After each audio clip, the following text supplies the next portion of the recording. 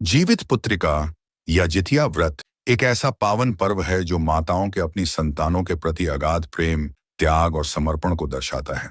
अश्विन मास के कृष्ण पक्ष की अष्टमी तिथि को पड़ने वाला यह व्रत 3 दिनों तक चलता है, जिसमें माताओं को कठोर नियमों का पालन करना होता है। इस व्रत की शुरुआत नहाय खाए से होती है, जो सप्तमी तिथि को पड़ता है। इस दिन व्रत करने वाली महिलाएं सूर्योदय से पहले उठकर स्नान करती हैं।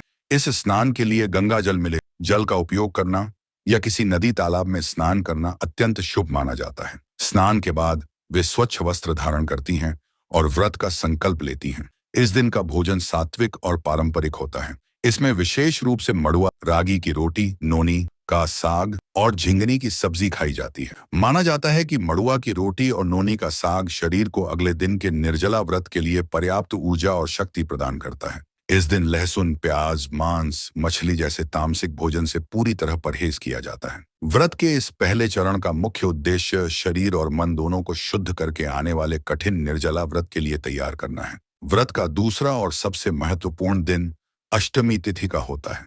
यह वह दिन है जब व्रती महिलाएं पूरे दिन और रात निर्जला, बिना अन्न और जल रहती हैं। सुबह जल्दी उठकर स्नान के बाद व्रत का संकल्प दोहराया जाता है। इस दिन की पूजा का विशेष विधान है। पूजा के लिए घर के आंगन या पूजा कक्ष में एक वेदी बनाई जाती है। इस वेदी पर भगवान जीमूत वाहन की कुछ एक प्रकार की घास से बनी प्रतिमा स्थापित की जाती है। साथ ही मिट्टी या गोबर से बनी चील और सियारो सियारिन की छोटी छोटी मूर्तियां भी रखी जाती हैं, क्योंकि इस व्रत की पौराणिक कथा इन दोनों पात्रों से जुड़ी है। पूजा में धूप, दीप, अक्षत, चावल, रोली, फूल, फल और विभिन्न प्रकार के पकवानों का भोग लगाया जाता है। जितिया व्रत की कथा सुनना या पढ़ना इस पूजा का एक अनिवार्य हिस्सा है। यह कथा जीमूतवाहन, चिल्हो और सियारिन के माध्यम से व्रत की महत्ता और उसके फल को समझाती है। संध्या काल में तारे देखकर अर्घ्य देने की परंपरा भी है। रात में जागरण कर भजन कीर्तन करने का भी विधान है, जिससे व्रती का मन एकाग्र रहे और वह पूरी रात जागकर अपनी संतानों के कल्याण की कामना कर सके।